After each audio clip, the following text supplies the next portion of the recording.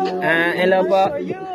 Hello vlog. Mayroon po kaming na-discover dito sa Trinity Island. Mayroon po kaming na-discover na pagong po. Turtle ba? Shark, sabi ni Alan. Kung gusto niyo po makita, ito po siya. Ito po.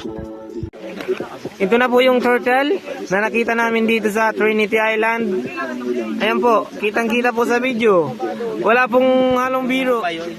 Oh, nanti ito po yung ulo. Andyan po yung ulo. Yan po yung ulo.